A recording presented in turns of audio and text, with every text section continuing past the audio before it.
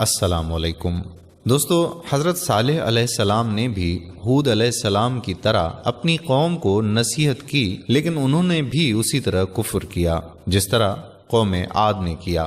حضرت صالح علیہ السلام نے اپنی قوم کو ڈرایا اور دھمکایا، اس پر وہ مقابلے پر اتر آئے اور کہنے لگے کہ اگر تو سچا ہے تو کوئی معجزہ لے آئے، لیکن وہ معجزہ ہماری مرضی کے مطابق ہو۔ اس سرکش قوم نے آپ سے یہ معجزہ طلب کیا کہ آپ اس پہاڑی کی چٹان سے ایک گابھن اونٹنی نکالیے جو خوب فربا اور ہر قسم کے عیوب و نقائص سے پاک ہو۔ چنانچہ آپ نے چٹان کی طرف اشارہ فرمایا تو وہ فوراً ہی پھٹ گئی اور اس میں سے ایک نہایت ہی خوبصورت و تندرست اور خوب بلند قامت اونٹنی نکل پڑی جو گابھن تھی، اور نکل کر اس نے ایک بچہ بھی جنا، اور یہ اپنے بچے کے ساتھ میدانوں میں چرتی پھرتی رہی۔ اس بستی میں ایک ہی تالاب تھا جس میں پہاڑوں کے چشموں سے پانی گر کر جمع ہوتا تھا۔ آپ نے فرمایا کہ اے لوگو، دیکھو یہ معجزے کی اونٹنی ہے، ایک روز تمہارے تالاب کا سارا پانی یہ پی ڈالے گی اور ایک روز تم لوگ پینا۔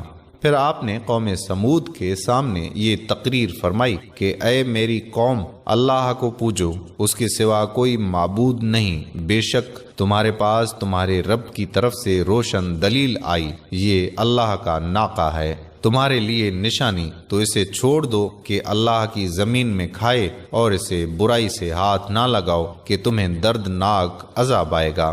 چند دن تو قوم سمود نے اس تکلیف کو برداشت کیا کہ ایک دن ان کو پانی نہیں ملتا تھا، کیونکہ اس دن تالاب کا سارا پانی اونٹنی پی جاتی تھی۔ اس لیے ان لوگوں نے طے کر لیا کہ اس اونٹنی کو قتل کر ڈالیں۔ چنانچہ اس قوم میں قدار بن سالف، جو سرخ رنگ کا، بھوری آنکھوں والا اور پستہ قد آدمی تھا، اور ایک زناکار عورت کا لڑکا تھا، ساری قوم کے حکم سے اس اونٹنی کو قتل کرنے کے لیے تیار ہو گیا۔ حضرت صالح علیہ السلام مناہی کرتے رہے، لیکن قدار بن سالف نے پہلے تو اونٹنی کے چاروں پاؤں کو کاٹ ڈالا، پھر اس کو ذبح کر دیا، اور انتہائی سرکشی کے ساتھ حضرت صالح علیہ السلام سے بے ادبانہ گفتگو کرنے لگا۔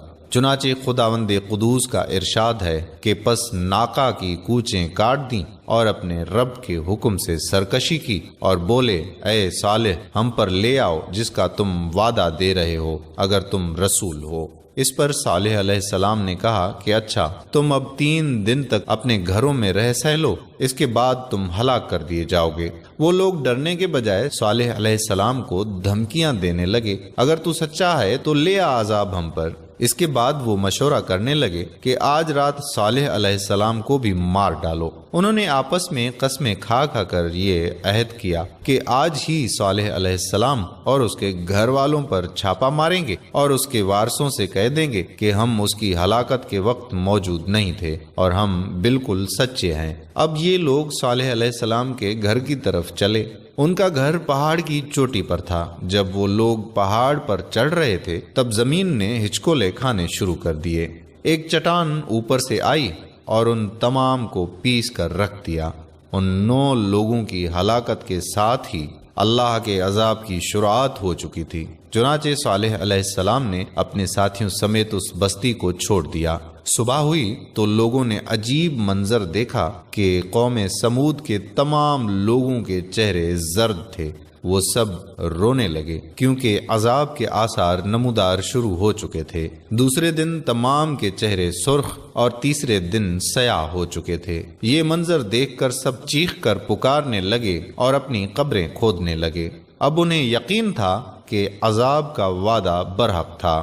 اللہ تعالیٰ نے باقی قوموں کی طرح انہیں ایک قسم کا عذاب نہیں دیا تھا، جیسے قوم نوح کو طوفان کے ذریعے ہلاک کیا گیا، قوم عاد کو ہوا کے ذریعے، لیکن قوم سمود کو اللہ نے طرح طرح کے عذاب سے دوچار کیا، اس لیے کہ انہوں نے اپنی مطلوبہ شرط پوری ہونے کے باوجود ایمان قبول نہیں کیا تھا۔ عذاب کی ابتدا زلزلے سے ہوئی، جس کی وجہ سے وہ لوگ اپنے گھروں میں اوندھے کے اوندھے پڑے رہ گئے۔ پھر آسمان سے زوردار کڑک کی آواز آئی جس نے ان کے بھیجے پھاڑ کر رکھ دیے۔ ایک ہی لمحے میں وہ ایک ساتھ ڈھیر ہو گئے۔ ان کی حالت اللہ تعالیٰ یوں فرماتے ہیں، اور قوم سمود کے حال میں نشانی ہے۔ جب ان سے کہا گیا کہ ایک وقت تک فائدہ اٹھا لو تو انہوں نے اپنے پروردگار کے حکم سے سرکشی کی، سو ان کو کڑک نے آ پکڑا اور وہ دیکھ رہے تھے، پھر وہ نہ تو اٹھنے کی طاقت رکھتے تھے اور نہ مقابلہ ہی کر سکتے تھے۔ اس قوم کے آثار آج تک باقی ہیں۔ مدینہ منورہ کے شمال مغرب میں ان کے گھر موجود ہیں۔ اب یہ علاقہ مدائن صالح کے نام سے مشہور ہے۔ سورۃ نمل میں اللہ تعالیٰ فرماتے ہیں، سو یہ ان کے گھر ہیں جو ان کے ظلم کے سبب سے ویران پڑے ہیں، بے شک اس میں دانش مندوں کے لیے عبرت ہے۔ اللہ نے ان کے گھروں کو نشانی کے طور پر باقی رکھا تاکہ آنے والوں کے دلوں میں کسی قسم کا شک نہ رہے۔ ہجرت کے وقت صالح علیہ السلام نے فرمایا کہ میں نے تم لوگوں کی خیر خواہی چاہی، لیکن تم لوگ خیر خواہوں کو پسند نہیں کرتے۔ اس کے بعد حضرت صالح علیہ السلام ایمان لانے والوں کے ساتھ فلسطین کے علاقے رملہ کے قریب آ کر آباد ہو گئے اور باقی زندگی وہیں گزاری اور یہیں آپ کی وفات ہوئی۔